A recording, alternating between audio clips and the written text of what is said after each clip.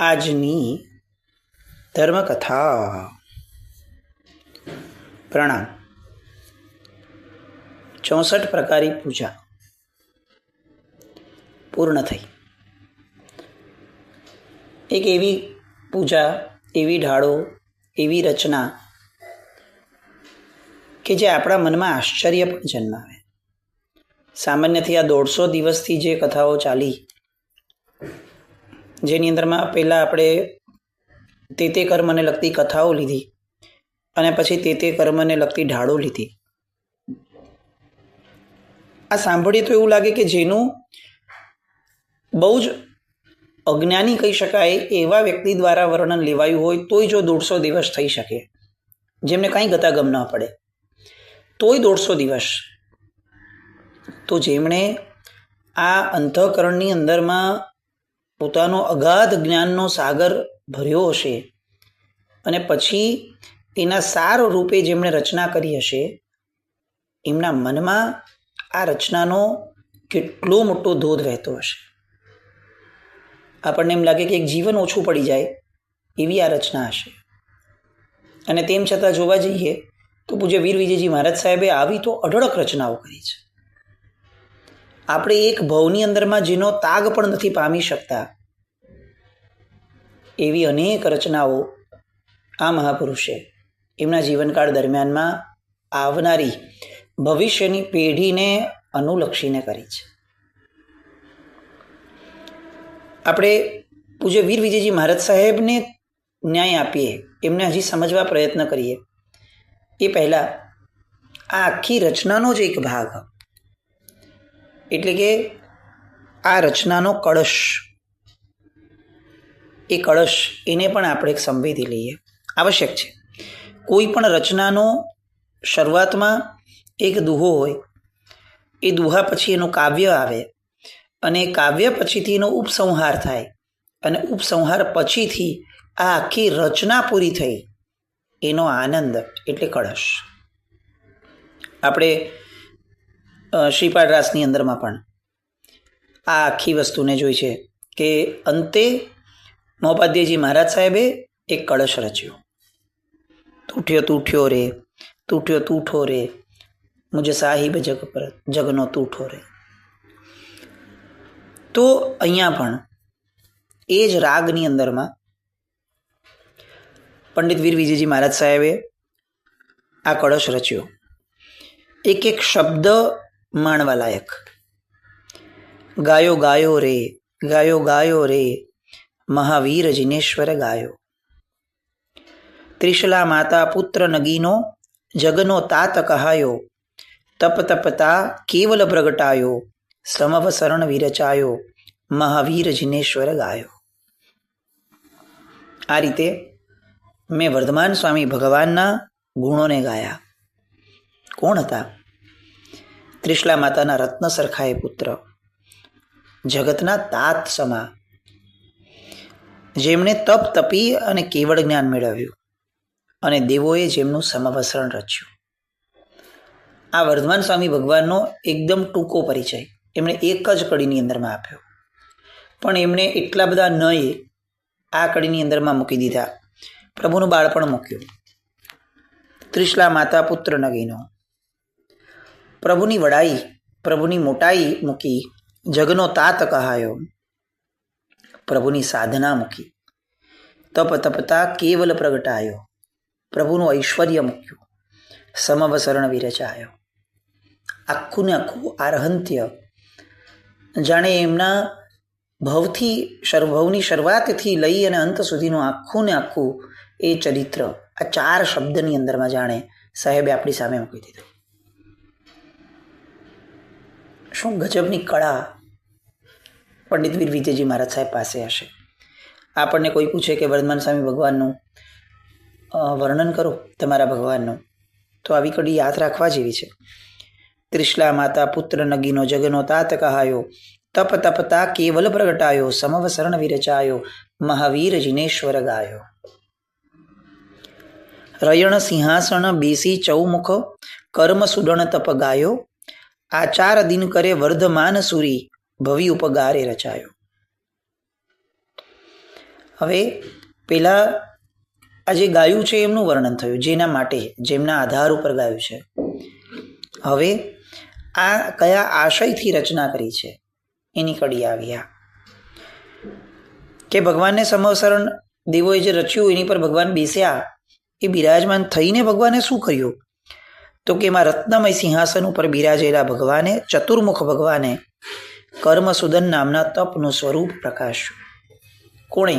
સ્વયં ભગવાને, વર્ધમાન સ્વામી ભગવાને. રયણ સિંહાસન બેસી ચૌમુખ કર્મસુદન તપ ગાયો. હવે ઓથેન્ટિસિટી મૂકે છે કે હું આ હવામાં નથી બોલતો કે આમ પંડિત વીર વિજયજી મારા સાહેબે લખ્યું તો ચાલો માની લો, આવી કોઈ વાત નથી મૂકતો હું. દરેક પૂર્વાચાર્ય જોજો એ એનો સોર્સ એ સાથે મૂકશે જ.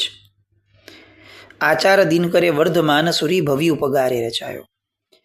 ભવ્ય જીવોના ઉપકાર માટે વર્ધમાન સુરી નામના આચાર્ય ભગવંતે પોતાના આચાર દિનકર નામના ગ્રંથની અંદરમાં આ કર્મસુદન તપનું વર્ણન કર્યું છે. હું એ વર્ણનમાંથી અહીં આ રચના કરું છું. કેટલી મોટાઈ છે! ક્યાંય કોઈ પણ પ્રકારનો માન કશાય ઊંડે પણ નહીં હોય. તમે જુઓ, આપણને વીર વિજયજી મહારાજ સાહેબે ન કીધું હોત ને કે મેં આ આચાર દિનકર ગ્રંથમાંથી લીધું છે, તો આપણને કંઈ ખબર પડવાની નથી. આપણે કંઈ ઇન્વેસ્ટિગેટ નહોતા કરવાના કે ચાલો આવ્યું તો બોલો તો ક્યાંથી આવ્યું ચાલો. અને આપણે એવા ભણેશ્રી બી નથી કે આપણે આવું બધું ભણતા ખ્યાલ આવે કે અચ્છા જો આ ભણ્યા, આ તો આમાં જે મૂક્યું છે એ જ છે.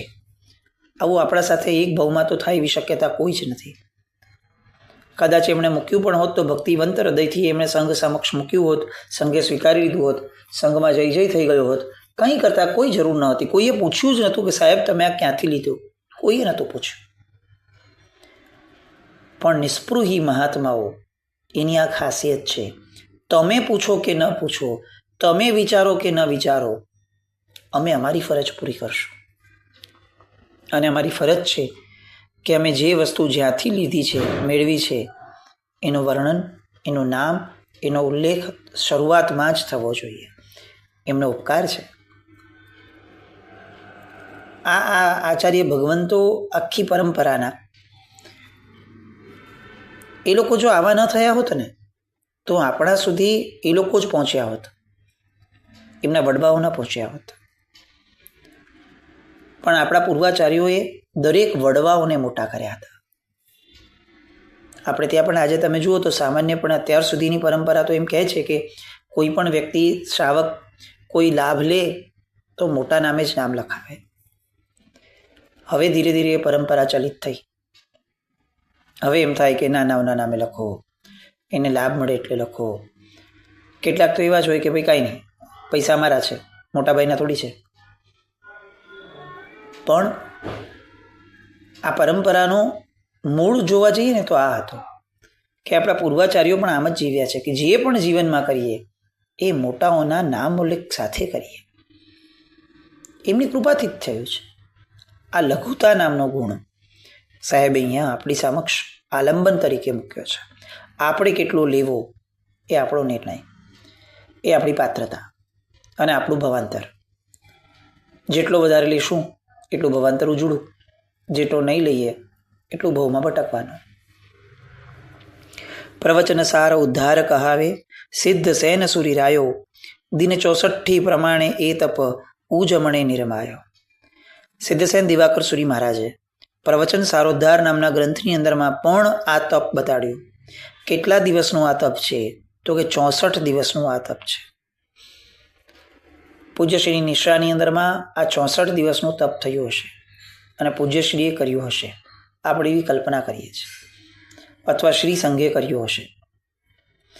અને એટલે અહીંયા શબ્દ લખે છે ઉજમણે નિર્માયો. એ તપના ઉજમણાની અંદરમાં મેં આ પૂજાનું નિર્માણ કર્યું છે. 64 પ્રકારી પૂજાનું નિર્માણ 64 દિવસના કર્મસુદન તપના કારણે થયું. આજે આપણા શ્રી સંઘોની અંદરમાં જે રીતે વર્તમાનનું ચલણ છે ને તપો થાય છે, જિંદગીમાં કોઈ દિવસ ન સાંભળેલા હોય એવા તપો. તપ થાય છે, સારું છે, પણ કોઈ પણ ઘટના એનું મૂળ પરમાત્મા સાથે જોડાયેલું હોય ને, આગમ સાથે જોડાયેલું હોય ને, એવો આગ્રહ રાખવો જોઈએ. દરેક અર્વાચીન વસ્તુઓ આવી રાખીએ અને આપણે એને સેવીએ રાખીએ અને એના કારણે પ્રાચીન વસ્તુઓ સીધાય. કદાચ આપણે વેરાયટી પ્રિય જીવો થયા, અપડેટેડ જીવો થયા, લેટેસ્ટ વસ્તુઓમાં માનનારા જીવો થયા, પણ ભગવાનનું શાસન છે ને એ લેટેસ્ટ વસ્તુઓથી નથી ચાલતું. એ પ્રભુએ કહેલા શબ્દો જે આગમની અંદરમાં વર્ણવાયા એ આગમના આધારે ચાલે છે. આ શાસન સિદ્ધાંતના આધારે ચાલે છે. આ લેટેસ્ટવાળો ફંડા એ ભગવાનના શાસનમાં ક્યાંય એપ્લિકેબલ નથી થતો. હા, દ્રવ્ય ક્ષેત્ર કાળભાવ પ્રમાણે મોડિફાઈ થાય, પણ દરેક લેટેસ્ટ વસ્તુઓ એક્સેપ્ટ થાય એવી મૂર્ખપણાની વાતો એ આ શાસનમાં એને કંઈ સ્થાન નથી હોતું. તો તપની અંદરમાં પણ જીવે આગ્રહ રાખવો જોઈએ કે મૂળભૂત આગમ સાથે જોડાયેલા તપો એ જો થાય તો એની અંદરમાં આપણા તપની સાથે, આપણા તપ બળની સાથે પૂર્વાચાર્યોનું યોગ બળ વધે, એ ભળે અને એ યોગ બળના આધારે આપણો તપ ઉઠે અને આપણને ઉર્ધ્વગમન કરાવે. આપણો તપ એવો ન થવો જોઈએ કે પારણા પછીથી નંદવાય અથવા નિંદાય. આજે આપણે આવા તપો કરતા થયા એટલે એના મૂળમાં કદાચ આ એક કારણ બહુ પ્રબળ છે કે આપણા તપની પાછળ પૂર્વાચાર્યોનું યોગ બળ નથી. આપણે બધા નવા તપો કરવા છે. દરેક વર્ષે કોઈક નવું તપ લાવો ને સાહેબ, નવું તપ લાવો ને સાહેબ. એમ ક્યારેય નથી કહેતા કે સાહેબ ભગવાનના મુખથી નીકળેલું કોઈ તપ છે, ભલે 11 વાર નહીં 111 વાર હું જીવનમાં કરીશ. મારે ક્યાં કોઈ સર્ટિફિકેટ ભવાંતરમાં કોઈને દેખાડવાનું છે કે મારામાં આટલું મોટું લિસ્ટ છે, મારી પાસે મારો સ્ટોક જુઓ, આટલા બધા તપ કરીને હું ગયો છું અને એના આધાર ઉપર, એ સર્ટિફિકેટના આધાર ઉપર મને કંઈ સદગતિ મળવાની છે, આવી તો કોઈ વાત છે નહીં. મૂળમાં નિર્જરાનું કારણ એ વેરાયટી ઓફ તપ નથી, તપ છે. અને તપ એ જ છે જે ભગવાનના સહી સિક્કા સાથે થયો છે. તો અહીંયા આ ઓથેન્ટિસિટી લખે છે કે સિદ્ધસેન દિવાકર સુરીજીએ પણ પ્રવચન સારોદ્ધારમાં આ ગ્રંથની વાત કરી છે. એ 64 દિવસનો તપ છે અને એના ઉજવણાની અંદરમાં મેં આ પૂજા બનાવી છે. ઉજમણાથી તપ ફળ વાધે એમ ભાખે જીનરાયો, જ્ઞાન ગુરુ ઉપકરણ કરાવો, ગુરુગમ વિધિ વિરચાયો રે, મહાવીર જિનેશ્વર ગાયો. તપ કર્યા પછી એનું ઉજવણું કરવાથી તપનું ફળ વધુ મળે છે. આવું કોણે કીધું છે? પંડિત વીર વિજયજી મહારાજ સાહેબે કીધું છે, સિદ્ધસેન દિવાકર સુરીજીએ કીધું છે, વર્ધમાન સુરી આચાર્ય ભગવંતે કીધું છે? તો કે ના. શું લખે છે? ઉજમણાથી તપ ફળ વાધે એમ ભાખે જીનરાયો. જીનેશ્વર ભગવંતે સ્વયં આ કીધું છે. ઉજવણું કરવાથી તપનું ફળ વધે છે. આ શબ્દ આપણને એટલો બધો અપીલિંગ લાગે કે બહુ સરસ, તો ચાલો હવે આપણે નક્કી કરી લઈએ કે આપણે ઉજવણું કરવાનું જ. પણ કંઈક આપણી મતિ ચલાવીએ પહેલાં જ કડીના બીજા જ ભાગની અંદરમાં તરત લખી નાખે છે કે કેવી રીતે કરવાનું ઉજવણું. તો કે જ્ઞાન ગુરુ ઉપકરણ કરાવો, ગુરુગમ વિધિ વિરચાયો. સિદ્ધાંત લખી નાખ્યો કે ઉજવણું કેવું હોય તો કે જ્ઞાનના, ચારિત્રના, દર્શનના ઉપકરણો કરાવડાવવા અને એની વિધિ જે છે એ તે સમયના ગુરુગમથી, ગુરુ ભગવંતોથી, ગીતાર્થ ગુરુ ભગવંતોથી જાણવી. મન ફાવે એમ નહીં, મોટી હોટલોમાં નહીં, મોટા હોલ બુક કરીને નહીં. ઉજવણા આવવાના હોય. આખું ગામ ભવ્યતાથી આમ વખાણ કરે એને ઉજવણું કહ્યું એવી વાત નથી. ગીતાર્થ ગુરુ ભગવંતો જેને ઉજવણું કહે છે તે ઉજવણું છે. દર્શન જ્ઞાનને ચારિત્રની વૃદ્ધિ કરે છે એ ઉજવણું છે. એના ઉપકરણનો વિનિયોગ જેમાં થાય છે એ ઉજવણું છે. કરોડોને અબજો રૂપિયા ખર્ચાયા એ ઉજવણાની વાત અહીંયા નથી. 8 દિવસ મળી 64 પૂજા, નવ નવ ભાવ બનાયો, નરભવ પામી લાહો લીજે પુણ્ય શાસન પાયો. એક દિવસે 8 પૂજા, એમ 8 દિવસે ભણાવવા યોગ્ય 64 પૂજા મેં નવા નવા ભાવો ભરીને બનાવી છે. કેમ? કારણ કે માનવ ભવ પામ્યાનો લાવો એ આવી રીતે જ પ્રાપ્ત થાય છે. નરભવ પામી લાહો લીજે પુણ્ય શાસન પાયો. કેટલા અનંત પુણ્યના ઉદયથી આ શાસન મળ્યું છે. હવે એનો લાવો જો પામવો હોય તો નવા નવા ભાવો જોઈશે. એ નવા નવા ભાવોને મેં આ 64 પ્રકારી પૂજામાં પ્રાચીન પૂર્વાચાર્યો રચિત આધાર દ્વારા મેં વર્ણવ્યા છે. વિજય જિનેન્દ્ર સુરીશ્વર રાજ્યે તપગચ કેરો રાયો, ખુશાલ વિજય માન વિજય વિબુધના આગ્રહથી વિરચાયો. હવે જેવું એમણે એમ લખ્યું કે મેં આ બનાવ્યું છે, એટલે તરત જ અહીંયાનો જે મેં છે એનો ખુલાસો કરે છે. આપણે થાય ને આવું ક્યારેક એમ કહી દઈએ કે હા મારાથી તપ બહુ સરસ, મેં તપ બહુ સરસ કરી લીધું, પછી તરત આપણને યાદ આવે કે એટલે એમ દેવગુરુ ધર્મ પસાયથી થયું છે. એવી રીતે સામાન્યથી આ બધા મહાપુરુષો એનું મારાપણું, હુંપણું એ અસ્તિત્વમાં જ ન હોય. એટલે આપણે આપણી ભૂલને કરેક્ટ કરવી પડે. એ લોકોની ભૂલ જ નથી થતી, એ લોકો ખાલી ખુલાસો કરે છે. એમની માન્યતા શું છે એનો ખુલાસો કરે છે. મેં કેમ રચ્યું આ? તો કે વિજય જિનેન્દ્ર સુરીશ્વર રાજ્યે તપગચ કેરો રાયો. તપાગચના રાજા સમાન વર્તમાનમાં એ સમયે શ્રી પૂજ્ય વિજય જિનેન્દ્ર સુરીજી મહારાજ છે. એમના રાજ્યમાં અને પંડિત ખુશાલ વિજયજી અને માન વિજયજી મહારાજ એમના આગ્રહથી મેં આ પૂજાની રચના કરી છે. કેટલી સરસ વાત! જેમનું રાજ છે એમનું નામ તો લખ્યું જ, જેમણે એમને રચવા માટે પ્રેરિત કર્યા એમને પણ આ ક્રેડિટ આપી. તમે જુઓ, ક્યાંય એવું નથી કે કેટલીક પૂજા આમણે રચી આપી, કેટલીક આમણે રચી આપી, બધું મળીને એમને 64 પ્રકારે પૂજા કરી. 64 એમણે જ રચી છે, પણ સામાન્યથી એમને આગ્રહ કરનારના પણ નામનો ઉલ્લેખ આ અમર ઐતિહાસિક રચનાની અંદરમાં એના કળશમાં કર્યો.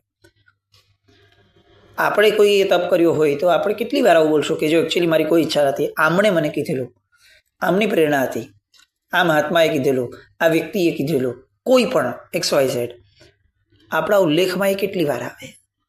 અને આવે તો એ ક્યાં આવે? સામાન્યથી જ્યાં બોલીએ ત્યાં આવે, કે પછી કોઈક ખરેખર મોટા ફલક ઉપર વાત નીકળે ત્યારે પણ આવે. મને ઘણીવાર અમે નાના હતા ત્યારથી આવું થતું કે જ્યારે ક્રિકેટની સેરેમની થતી મેચ પતીએ પછીથી, અને જ્યારે અવોર્ડ અપાતા ત્યારે કોઈ પણ વાર જો પાકિસ્તાની પ્લેયર હોય તો હંમેશા આ શરૂ કરતો કે ભાઈ ઇન્શાઅલ્લાહ અલ્લાહના આનાથી કરમથી થયું ને આવી રીતે.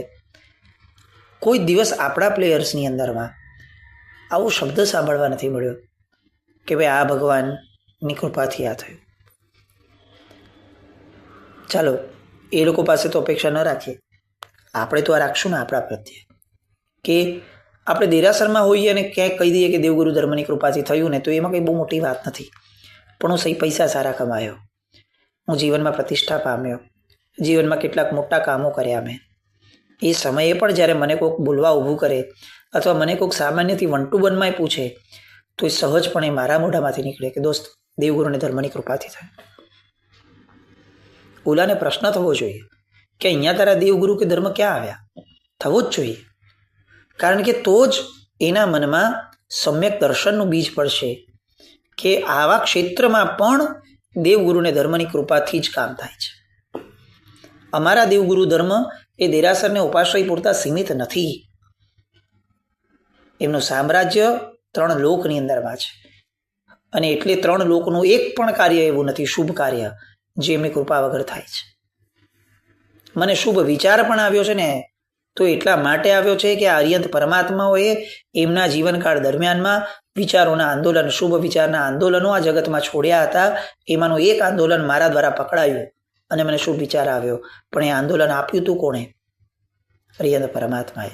આ જગતનો એક પણ શુભ વિચાર એવો નથી કે જે અર્હંત્યની કૃપા વગર શક્ય છે, પણ આપણા દ્વારા બોલાવવામાં એ ઉલ્લેખમાં આવવું જોઈએ. ખુશાલ વિજય માન વિજય વિબુધના આગ્રહથી વિરચાયો.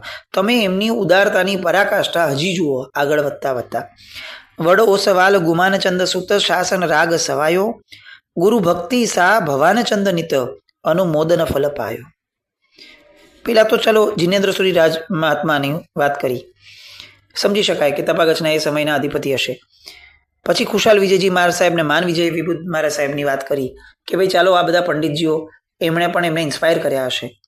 હવે જુઓ તમે, વિસા ઓસવાલ જ્ઞાતિના શાહ ગુમાનચંદના પુત્ર, શાસનના રાગે સવાયા એવા ગુરુભક્ત એવા શાહ ભવાનચંદે આ રચનાની અનુમોદનાનું ફળ મેળવ્યું છે. અર્થાત આ રચનામાં એમનું અનુમોદન પણ કારણભૂત છે. તમે જુઓ, આમ આપણને ખરેખર અહોભાવની પરાકાષ્ઠા થાય. આવડા ઉત્તમ પુરુષને પણ કોઈ લેવલ છોડવું નથી ઋણ લીધાનું. પોતાની ઉપરનાનું મૂક્યું, પછી પોતાના સહવર્તીઓનું મૂક્યું, હવે તો પોતાના આશ્રયે રહેલું વ્યક્તિ એનુંય નામ મૂક્યું. અને નામ મૂકવાની પદ્ધતિ જુઓ. એવું નહીં કે આ વ્યક્તિએ કર્યું. વિશા ઓસવાળ જ્ઞાતિના શાહ ગુમાનચંદના પુત્ર, શાસનના રાગે સવાયા અને ગુરુભક્ત એવા શાહ ભવાનચંદ. નામ બોલવાની પદ્ધતિ જુઓ. પંડિત વીર વિજયજી મહારાજ સાહેબ આ બોલે છે એટલે આપણે સમજવું કે જે પંડિતો હોય ને એ આવી રીતે વર્ણન કરતા હશે. આવી રીતે આપણે વર્ણન નથી કરતા એટલે આપણે મહામૂર્ખ છીએ. કોઈની જ્ઞાતિથી એની ઓળખાણ થવી એ આપણી પરંપરા હતી. અત્યારની મુકાણ એ છે કે આપણને પોતાને, આપણા દીકરાઓને આપણી પોતાની જ્ઞાતિ જ ખબર નથી. તમે પૂછો ક્યાં ના, તો એ પોતાની બિલ્ડિંગનું નામ આપશે. એના વતનનું નામ આપવું જોઈએ એવું એને ભાન પણ નહીં હોય. પીર વિજયજી મહારાજ સાહેબની આ કળશની વાતો હજી કેટલીક 4 કડીઓ બાકી છે, આવતીકાલ પર રાખીએ. પણ આ લઘુતાનો ગુણ આપણા જીવનમાં બહુ જ વ્યવસ્થિત રીતે એસ્ટાબ્લિશ થઈ જાય, સંસ્કાર પડી જાય એનો, એવું કંઈક આના દ્વારા આપણે શીખીએ.